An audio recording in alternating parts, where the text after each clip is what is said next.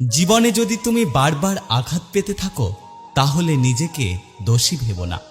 একটা কথা মনে রেখো, যে গাছের ফল যত মিষ্টি সেই গাছে সবাই পাথর ছোড়ে। সম্পর্ক কখনো দূরত্বের কারণে শেষ হয় না। সম্পর্ক শেষ হয় অসম্মান, অহংকার, স্বার্থপরতা এবং বিশ্বাসঘাতকতার কারণে। একটা কথা কি জানো তো, কেউ ব্যস্ত নয়। যার তোমাকে যতটা প্রয়োজন সে তোমাকে ততটাই গুরুত্ব দেয়।